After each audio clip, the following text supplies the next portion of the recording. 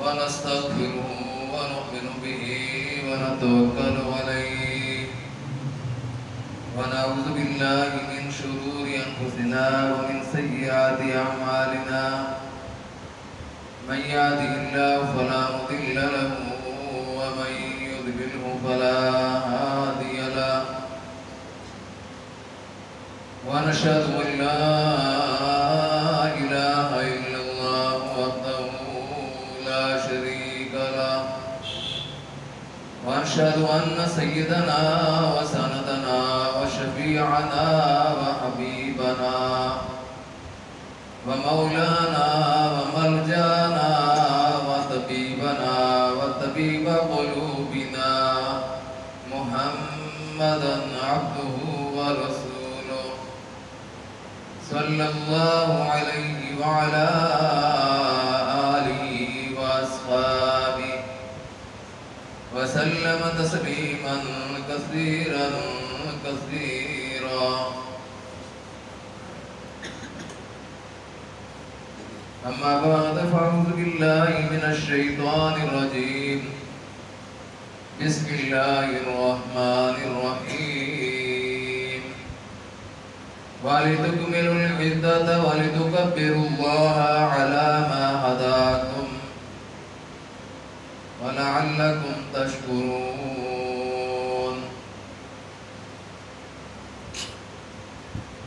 الله أكبر الله أكبر لا إله إلا الله والله أكبر الله أكبر ولله الحمد.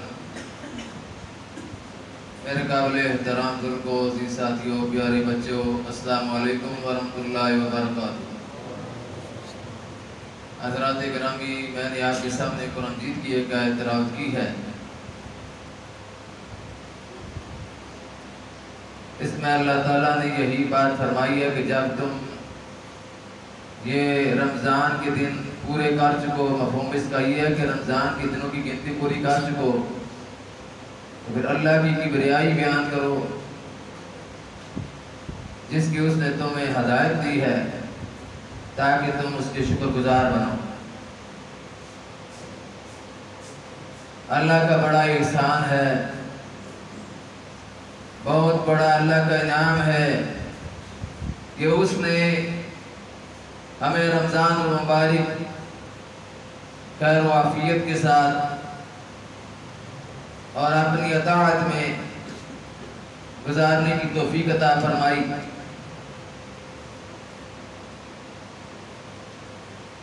آج عید کا دن ہے. مسلمان کی عید اور کافر کی عید میں فرق ہوتا ہے. کافر کی عید شراب و شباب کی محفلوں سے شروع ہوتی ہے. کافر کی عید بدکاریوں سے، بے حیائیوں سے شروع ہوتی ہے، گانوں سے شروع ہوتی ہے، فوش قسم کے گانے، لچر قسم کے گانے ان سے شروع ہوتی ہے، ڈانس ناچ رنگ سے شروع ہوتی ہے. لیکن مسلمان کی عید اللہ کی عبادت سے شروع ہوتی ہے. بڑی عید کے موقع پر بھی اللہ نے جب قربانی کا حکم دیا تو وہاں پر بھی یہ بات فرمائی فَصَلِّ لِرَبِّكَ وَانْحَرْ، اپنے رب کے لیے نماز پڑھ اور قربانی کر.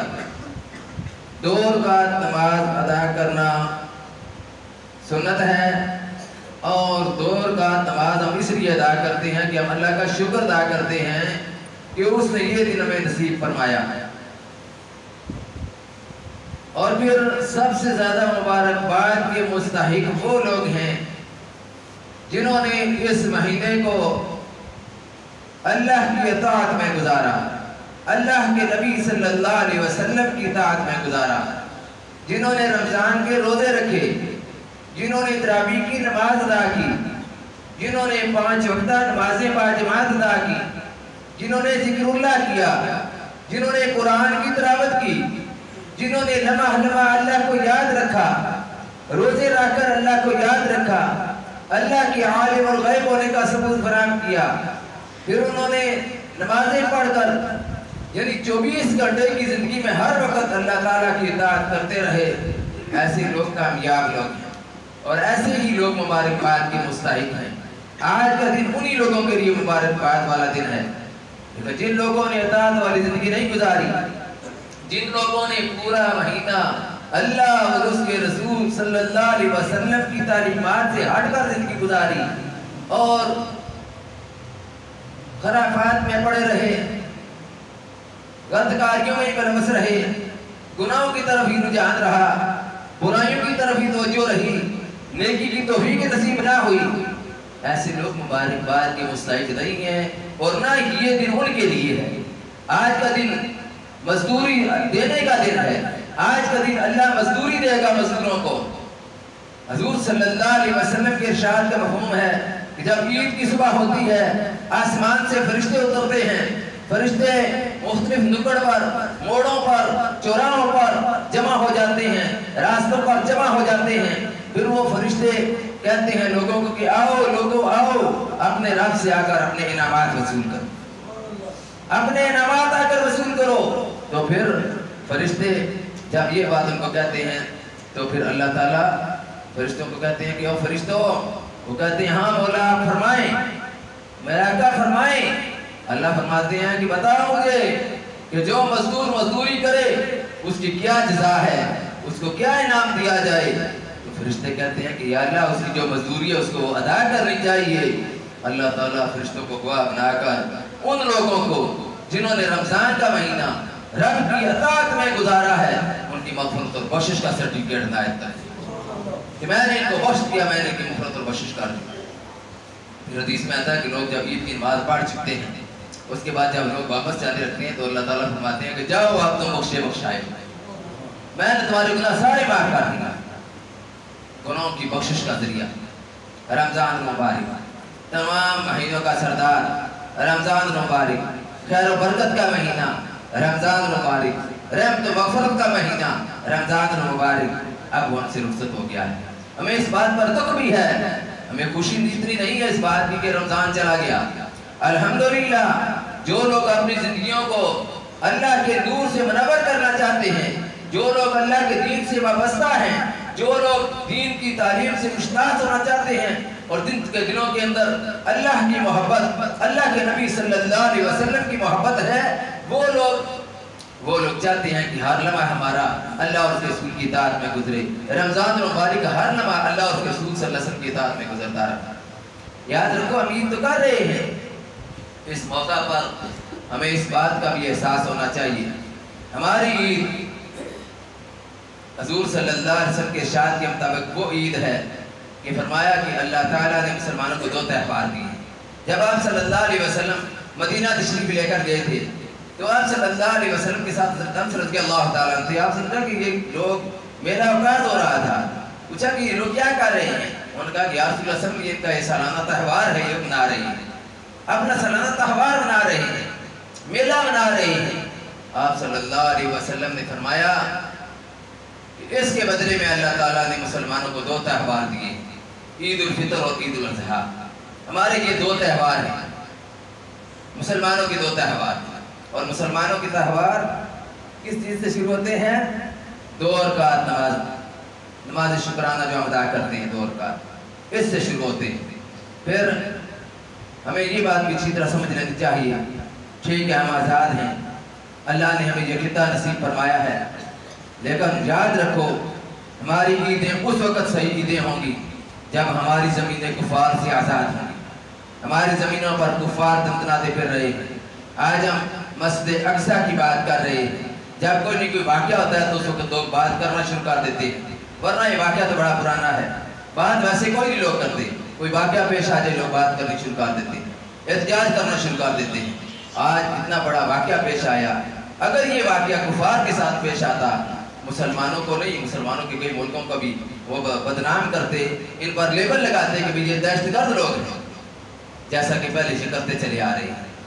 قبلہ اول میں لوگ نماز تراویح ادا کر رہے تھے، ان پر فائرنگ کی گئی، بے شمار لوگ شہید ہوئے، بہت سے لوگ زخمی ہوئے، لیکن اس کا کسی نے کوئی نوٹس نہیں لیا، نہ کوئی اقوام متحدہ نہ کوئی امریکہ، کیوں؟ کفار کی دوست ہے۔ اور یہ بات اللہ نے واضح طور پر میں فرما دی تھی، یا ایھا الذین آمنوا لا تتخذوا اليہود والنصارى اولیاء، ایمان والو یہودیوں اور عیسائیوں کو اپنا دوست نہ بناؤ، بعض اولیاء بعض آپس میں ایک دوسرے کے دوست ہیں، تمہارے دوست نہیں ہیں۔ اس لیے ان کو دوست بنانا حماقت اور بیوقوفی ہے۔ پھر اللہ نے پھر فرمایا یا ایھا الذین آمنوا لا تتخذوا، اے لوگوں جو ایمان لائے ہو نہ دوست بناؤ، عدوی وعدوکم، میری اور اپنے دشمنوں کو دوست نہ بناؤ، لا تتخذوا عدوی وعدوکم اولیاء تلقون الیہم بالمودۃ وقد کفروا بما جاءکم من الحق، تم دوستی کے لیے ان کی طرف ہاتھ بڑھاتے ہو اور وہ اس حق کا انکار کرتے ہیں جو تمہاری طرف نازل کیا گیا ہے۔ اس لیے اہل ایمان ہونے کی نسبت سے ہم ٹھیک ہے خوش ہیں، امید بنا رہے ہیں، لیکن ان لوگوں کا احساس ہمارے دلوں کے اندر بیدار ہونا چاہیے جو اس وقت کشمیر کے اندر ہیں، جو اس وقت فلسطین کے اندر ہیں، جو اس وقت دنیا کے برما کے اندر ہیں، دنیا کے مختلف ممالک میں پس رہے ہیں، مظلومیت کی تصویر بنے ہوئے ہیں، ظلم کا شکار ہیں، ان کا بھی ہمیں احساس ہونا چاہیے، ان کا بھی ہمیں درد ہونا چاہیے، کیونکہ حضور صلی اللہ علیہ وسلم نے فرمایا ہے من لم یختم بامر المسلمین فلیس منا، جس کے دل کے اندر مسلمان کے لیے کے معاملات سے جو الگ رہا، جو مسلمانوں کے معاملات سے الگ رہا، وہ ہم میں سے نہیں۔ اس لیے ان کی معاملات سے الگ ہم رہنا نہیں چاہتے، ان کی بات اس حد تک ہم کرتے ہیں اور اپنا ہم احتجاج لوٹاتے ہیں اس بات پر کہ یہ بہت بڑا المیہ ہے کہ امت مسلمہ پر ظلم ہو رہا ہے، اور مسلمان حکمران یہ بھی اس طرح کر کے نہیں باہر نکل کر بات کرنی چاہیے جو حق ہے بات کرنے کا۔ تو اللہ تعالیٰ ان کو بھی توفیق نصیب فرمائے، اور اللہ تعالیٰ ہمیں عہدہ پورے سال کے لیے رمضان مبارک کی طرح زندگی گزارنے کی توفیق نصیب فرمائے۔ ہم میں سے کتنے لوگ ہیں جنہوں نے رمضان مبارک کے روزے رکھے، ان کے روزے قبول ہوئے، یہ اللہ ہی جانتا ہے، لیکن اتنا ہر آدمی سمجھتا ہے کہ رمضان مبارک کے مہینے میں نیکیاں کرنے کا زمانہ ہوتا ہے، موسم بہار ہے نیکیوں کا، اس میں نیکیاں اس طرح ہوتی ہیں کہ جس طرح بہار کے موسم میں درخت جو سوکھا ہوا اس پر بھی ہریالی آ جاتی ہے، وہ بھی سرسبز و شاداب ہو جاتا ہے۔ تو بعض لوگ ایسے ہیں بد نصیب ہیں، وہ لوگ حضور صلی اللہ علیہ وسلم کی اس حدیث کے مصداق جس میں آپ صلی اللہ علیہ وسلم نے ممبر کی میں پہلی سیڑھی پر قدم رکھتے ہوئے فرمایا، پھر دوسری سیڑھی پر قدم رکھا، پھر تیسری پر قدم رکھا، تو یہ بات فرمائی تھی پہلی پر قدم رکھتے ہوئے کہ وہ آدمی ذلیل ہو، وہ پاک آلود ہو، ہلاک ہو جو رمضان کا مہینہ پائے اور پھر بھی اپنی مغفرت اور بخشش نہ کرا سکے۔ اپنی مغفرت اور بخشش کروانی ہے اس مہینے میں، مغفرت اور بخشش اس طرح کہ اس مہینے میں نیکیوں کی خزانے بے شمار ہوتی ہیں، سیل لگی ہوتی ہے، اونڈا اگر چمدار چوک میں 10,000 کا بک رہا ہو، 0 میٹر رہا ہو، ہر آدمی کی خواہش ہوگی کہ میرے پاس 10,000 روپیہ میں جا کر لیا، 70,000 کا بک رہا تھا، 10,000 کا بک رہا جا کر لیا۔ اسی طرح کی سیل رمضان میں لگی ہوتی ہے، نیکیوں کی سیل کہ زیادہ سے زیادہ نیکیاں اکٹھی کرنا، زیادہ سے زیادہ نیکیوں کے انبار جمع کرنا۔ لیکن خوش قسمت ہیں وہ لوگ جنہوں نے اس مہینے کو اللہ اس کے رسول کی اطاعت میں گزارا، بد قسمت ہیں وہ لوگ جنہوں نے شیطان کی اطاعت میں گزارا۔ یاد رکھو شیطان ہمارا دشمن ہے، تو اس کی اطاعت سے باز رہنے کا ہمیں حکم دیا گیا ہے کہ ان شیطان لکم عدو مبین، شیطان تمہارا کھلم کھلا دشمن ہے۔ فرمایا یا ایھا الذین آمنوا لا تتبعوا خطوات الشیطان، اے لوگوں جو ایمان لائے شیطان کے نقشے قدم پر نہ چلو، انہ لکم عدو مبین، وہ تمہارا کھلم کھلا دشمن ہے۔ اللہ نے یہ بات سمجھا دیا ایمان کو کہ تمہارا دشمن ہے۔ اب جو آدمی دشمن کو دشمن سمجھتے ہوئے بھی اس کی طرف رکھے یا اس کی بات مانے تو پھر وہ حماقت اور جہالت کا شکار ہے۔ تو اس لیے اپنی زندگیوں کو اس بات کی تصویر بنانا ہے، ہم مسلمان ہیں، ہماری ایک پہچان ہے، ہماری پہچان اسلام ہے، ہم اسلام کے نمائندے ہیں، ہم رسول اللہ صلی اللہ علیہ وسلم کی امتی ہیں، تو ہمیں اپنی پہچان بنانی ہے کہ ہم باقی لوگوں سے الگ ہیں۔ سچ بولنا، جھوٹ سے باز رہنا، بد اخلاقی نہ کرنا اور دھوکہ کسی کو نہ دینا، ملاوٹ نہ کرنا۔ حضور صلی اللہ علیہ وسلم نے ان باتوں پر خصوصی توجہ لوگوں کی دلائی۔ آپ صلی اللہ علیہ وسلم نے واضح طور پر فرمایا ہے کہ جس آدمی میں 3 چیزیں ہوں وہ پکا منافق ہے۔ فرمایا جب بات کرے تو جھوٹ بولے، جب وعدہ کرے تو وعدہ خلافی کرے، جب اس کے پاس امانت رکھی جائے تو امانت میں خیانت کرے۔ ایک اور اس میں فرمایا کہ جب اس کی کسی کے ساتھ جھگڑا ہو جائے تو گالیاں دینے پر آ جائے۔ فرمایا یہ نشانیاں جس آدمی کے اندر ہوں گی وہ پکا منافق ہے، اور جس کے اندر ان میں سے کوئی ایک ہوگی وہ اتنے درجے کا منافق ہے۔ اس لیے ہمیں سوچنا چاہیے اپنے گریبانوں میں جھانک کر ہر ایک آدمی کو کہ ہمارے اندر کہیں وہ خرابیاں نہیں پائی جا رہی جن خرابیوں کا تذکرہ رسول اللہ صلی اللہ علیہ وسلم نے فرمایا ہے۔ پھر ملاوٹ کا آج کل زمانہ ہے، ہر آدمی سمجھتا ہے ہر کام میں ملاوٹ ہے۔ آج کل تو آپ حیران ہو جائیں گے کہ دین کے کاموں میں بھی ملاوٹ ہے، دین کا کام جو لوگ کرنے کے لیے اٹھے ہیں، دین کے کاموں میں ملاوٹ، ہر کام میں ملاوٹ۔ پہلے یہ تھا کہ دنیا کی چکر بازی میں لوگ دنیا میں ملاوٹیں کرتے ہیں، چینی میں ملاوٹ کر دی، گھی میں ملاوٹ کر دی، اس سے بھی منع کیا گیا ہے۔ حضور صلی اللہ علیہ وسلم نے خود اس بات کا عملی ثبوت فراہم کیا ہے۔ آپ صلی اللہ علیہ وسلم ایک بازار سے گزر رہے ہیں، حضور صلی اللہ علیہ وسلم دیکھا کہ گلے کا ڈھیر لگا ہوا ہے۔ آپ صلی اللہ علیہ وسلم نے اس گلے کے ڈھیر میں ایسے ہاتھ ڈالا، پھر باہر ہاتھ نکالا تو دیکھا تو ہاتھ گیلا ہے۔ معلوم ہوا کہ گلا نیچے سے گیلا ہے، نیچے سے گلا گیلا ہے۔ تو آپ صلی اللہ علیہ وسلم صاحب سے فرمایا کہ تم نے نیچے گلا گیلا رکھا ہوا ہے تاکہ لوگ جب لیں تو اس کا وزن ہو، بھاری ہو۔ فرمایا جو دھوکہ کرے وہ ہم میں سے نہیں، جو دھوکہ کرے وہ ہم میں سے نہیں ہے۔ اس سے ہمیں سوچنا چاہیے کہ ہم حضور صلی اللہ علیہ وسلم کی امتی بھی ہیں، دھوکہ بازی بھی کرتے ہیں۔ آپ کے سامنے ایسا کچھ بار بار ہم یہ باتیں کرتے ہیں، بار بار لوگوں کی توجہ اس طرف دلاتے ہیں، لیکن لوگ ٹس سے مس ہونے کے لیے تیار ہی نہیں ہیں۔ کتنی مرتبہ لوگوں کو سمجھایا ہے کہ دودھ میں پانی ڈالنا قوم شعیب پر عذاب کیوں آیا تھا؟ حضرت شعیب علیہ السلام کی قوم پر عذاب اس لیے تو آیا تھا، ملاوٹ کرتے تھے، کم ناپتے تھے، کم تولتے تھے، اور دودھ میں پانی ڈالنا ملاوٹ کرنا بھی ہے اور کم کرنا بھی ہے۔ جتنے سا پانی آ جائے گا اتنا سا دودھ نہیں ہوگا۔ پیسے دودھ کے لیں گے، دودھ ٹھیک ہے اتنا مہنگا، لیکن اتنا مہنگا کرو تو دودھ ہو نا، لیکن اگر دودھ نہ ہو، پانی ہو اس میں، تو بہت بڑا گناہ ہے۔ اللہ کے نبی ان سب برائیوں سے منع کرتے رہے ہیں۔ بعض لوگ ہمارے میں وہ عجیب باتیں سمجھتے کہ شاید کو عجیب قسم کی باتیں ہو رہی ہیں کہ یہ ان باتوں سے روکا جا رہا ہے، منع کیا جا رہا ہے۔ امت مسلمان کی ڈیوٹی اور ذمہ داری لگائی گئی ہے۔ فرمایا کنتم خیر امۃ اخرجت للناس، تم ایک بہترین امت ہو جو لوگوں کی نفرسانی کے لیے نکالے گئے ہو۔ تأمرون بالمعروف وتنهون عن المنکر، تم لوگوں کو نیکیوں کا حکم دیتے ہو اور برائیوں سے منع کرتے ہو، نیکیوں کا حکم دیتے ہو اور برائیوں سے منع کرتے ہو۔ وتؤمنون باللہ، اور اللہ پر ایمان رکھتے ہو۔ پھر اللہ کے پاک نبی صلی اللہ علیہ وسلم نے یہ بات واضح کر دی، قرآن میں تو اللہ نے یہ بات فرمائی، پھر حدیثیں جو ہیں وہ اس بات کو واضح کرتی ہیں۔ فرمایا من رأى منکم منکرا فلیغیرہ بیدہ، جب کوئی تم میں سے کوئی برائی دیکھے اس کو قوت بازو سے روکے۔ فَإِن لَمْ يَسْتَطِعْ فَبِلِسَانِهِ، اگر اس کی طاقت نہیں تو زبان برائی کے خلاف کھولے۔ ہر ایک کو فرمایا، مولوی صاحب یا پیر کو نہیں، ہر ایک آدمی کو کہا کہ برائی کے خلاف زبانیں کھولے۔ فَإِن لَمْ يَسْتَطِعْ فَبِقَلْبِهِ، اگر اس کی بھی طاقت نہیں رکھتا کہ زبان کھولے تو پھر دل میں برا محسوس کرے۔ لیکن فرمایا کہ ذَلِكَ أَضْعَفُ الْإِيمَانِ، دل میں برائی کو محسوس کرنا ایمان کی کمزور ترین ڈگری ہے، ایمان کی کمزور ترین علامت ہے، بوڑھا ایمان ہے دل میں برائی کو محسوس کرنا۔ بعض لوگ کہتے ہیں ٹھیک ہے جی دل میں برا محسوس کرنے ہے نا، وہ تیرا ایمان ہی بوڑھا ہے، تیرا ایمان کسی کام کا نہیں ہے۔ اگر ایمان کسی کام کا ہوتا برائی کو دیکھ کر برائی کے خلاف ہوتا۔ برائیاں معاشرے کے اندر کیوں ہو گئی ہیں؟ حضرت امام حسین رضی اللہ تعالیٰ نے یہی بات فرمائی تھی، معاشرے کے اندر برائیاں برے لوگوں کی وجہ سے نہیں، نیک لوگوں کی وجہ سے پھیلتی ہیں۔ جب نیک لوگ خاموشی اختیار کر جاتے ہیں، برے لوگوں کو برائی کرنے کا موقع مل جاتا ہے، تو نیک لوگوں کی وجہ سے برائیاں معاشرے کے اندر پھیلتی ہیں۔ حضرت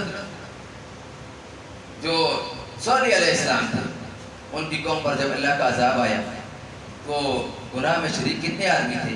گناہ میں شریک 4 آدمی تھے۔ ساری قوم پر عذاب کیوں آ گیا بھائی؟ قوم نے خاموشی اختیار کی، قوم نے روکا نہیں تو ساری قوم پر عذاب آ گیا۔ حضرت یوشع بن نون علیہ السلام کی قوم میں 1 لاکھ آدمی تھے، 40,000 آدمی جو ہیں وہ نیک تھے، جو 60,000 تھے وہ گنہگار تھے۔ اب جو نیک تھے ان کو بچایا نہیں گیا، اللہ کا عذاب آیا، 1 لاکھ کے لوگوں کو ختم کر دیا گیا۔ کیوں ختم کیا گیا؟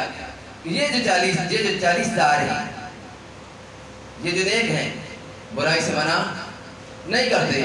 برائی سے منع کرنا ہو لوگوں کو عجیب لگتا ہے، بڑا عجیب لگتا ہے۔ چھوڑو جی تسی کا جے چھیڑ دیو انہیں کام کا، رہن دیو سپنے حال دے، ایسی رابڑوں میں کبان دیو اس نال، اس کو اپنے حال پہ رہنے دو۔ یاد رکھو جس گھر کے اندر کوئی بندہ بولنے والا نہ ہو اس گھر کا بیڑا غرق ہو جاتا ہے۔ جس معاشرے کے اندر بولنے والے افراد نہ ہو جو معاشرے کی اصلاح کے لیے اٹھے ہوں تو پھر اس معاشرے کا بھی بیڑا غرق ہو جاتا ہے۔ حضور صلی اللہ علیہ وسلم نے اس میں مسالے بھی مختلف دی ہیں، مسالوں کے ذریعے بھی یہ بات چاہیے کہ ایسے لوگوں کا بیڑا غرق ہو جاتا ہے۔ پھر وہ واقعہ جب ایک بستی کو اللہ تعالیٰ نے حکم دیا کہ جبریل علیہ السلام کو کہا، حضور صلی اللہ علیہ وسلم فرماتے ہیں کہ اللہ نے جبریل علیہ السلام کو حکم دیا کہ جاؤ جا کر فلاں بستی کو اٹھ دو۔ اب اٹھنے کے لیے چلے گئے जब गए वहाँ पर तो फिर वापस आ गए।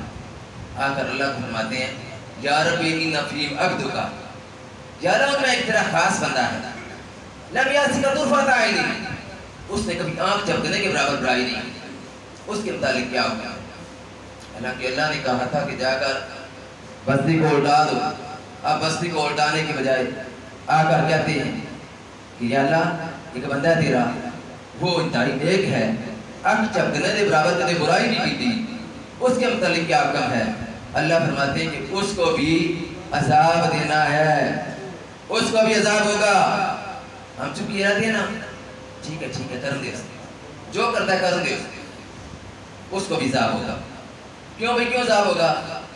अल्लाह फरमाते हैं, लम यतमार सादन कद्दू, मेरी नाफरमानियां होती रही हैं, इसका चेहरा मुतगय्यर तक नहीं हुआ, इसके माथे पर बल तक नहीं आया। अपनी को गल को हो जाए तो उसके लिए वो लड़ पड़ता है, अपनी कोई बात हो उसके लिए झगड़े करता है, मुकदमे करता है, लड़ाइयाँ करता है, गोलियां चलाता है, दीन का मसला आ जाए खामोशी इख्तियार करता है, मसलियत से काम लेता है, वहाँ पर मकरा बन जाता है, कहता है जी ठीक है जी, कोई बात नहीं, बात असल वहाँ पर ही होती है।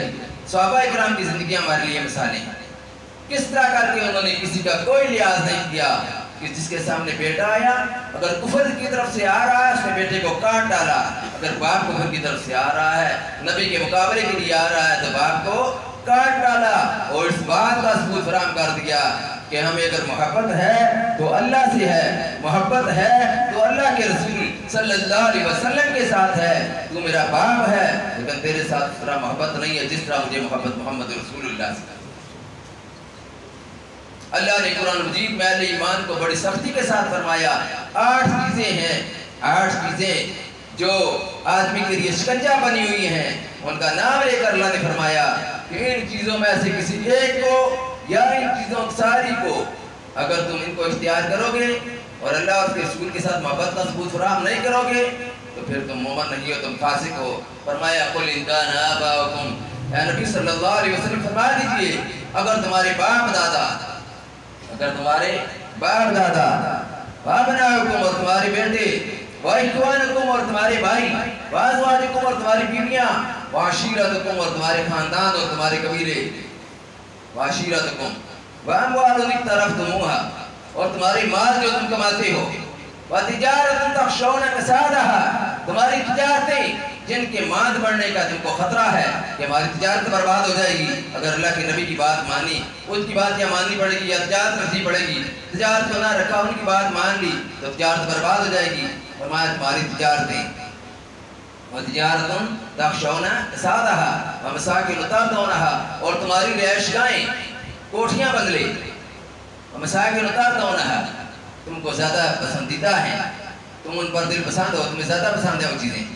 अहब्बा इलैकुम मिनल्लाहि व रसूलिही, अल्लाह और उसके रसूल सल्लल्लाहु अलैहि वसल्लम के साथ मोहब्बत करने से, व जिहादिन फी सबीलिही और अल्लाह के रास्ते में जिहाद करने से, व तरब्बसू हत्ता याती अल्लाहु बिअमरी फिर अल्लाह के अज़ाब के फैसले का इंतजार, फिर अल्लाह का अज़ाब आएगा।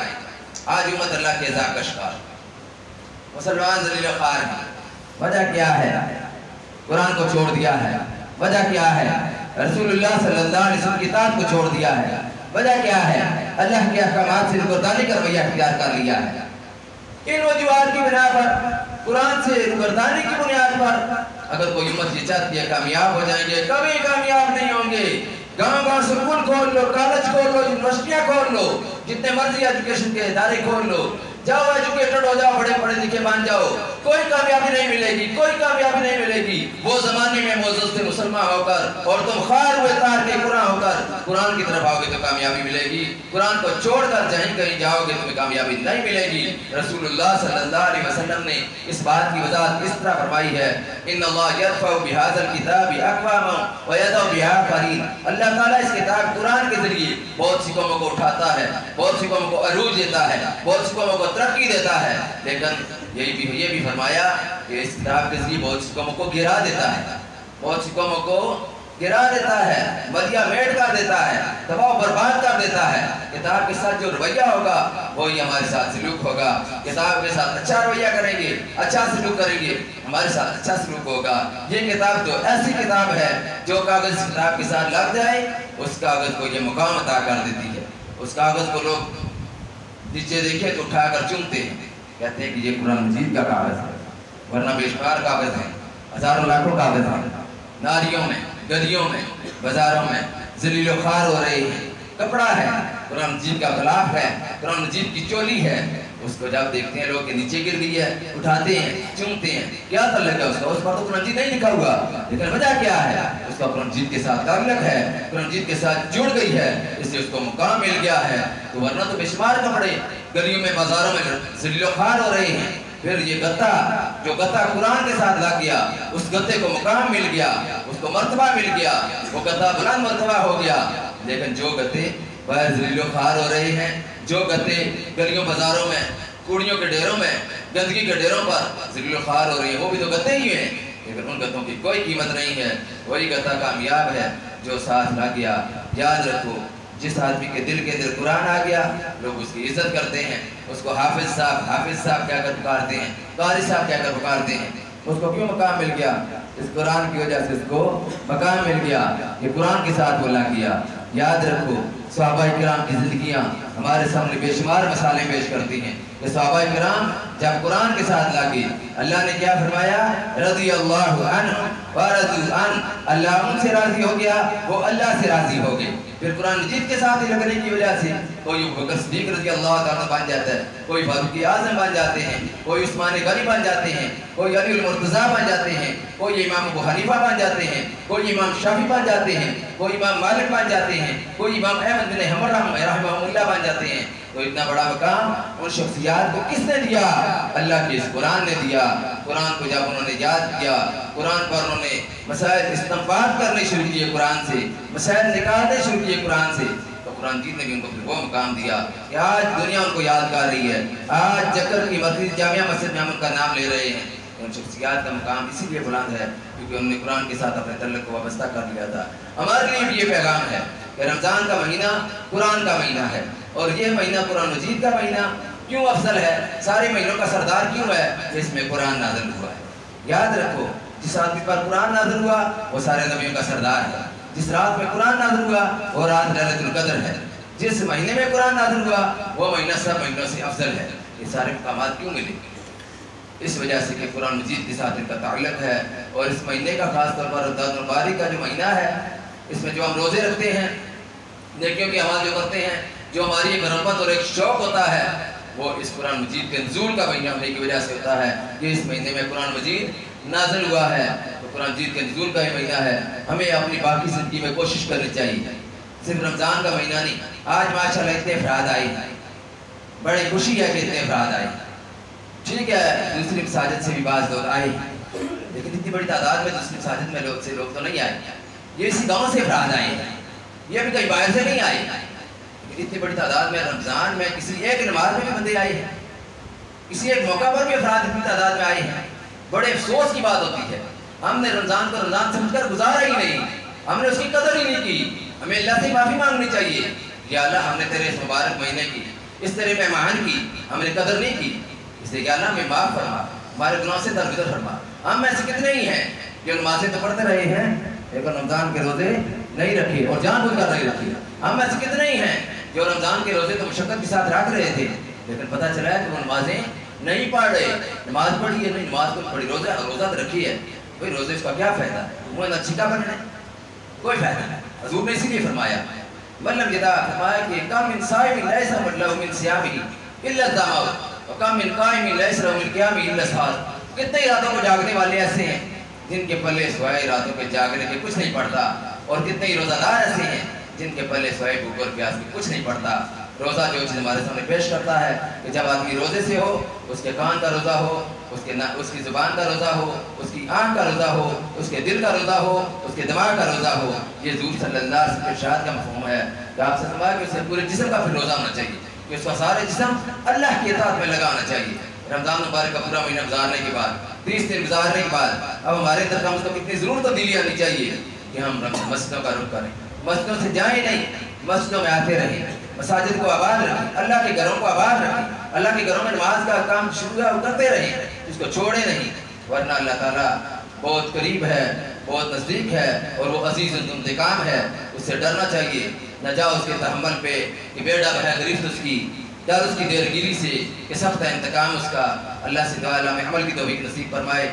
अब ईद की नमाज की नियत करनी है और तरीक़ेकार उसका सिखा देते हैं। नमाज ईद की अदा करनी है, पहले अल्लाह अकबर करके सना पढ़नी है, बला गैर रुकता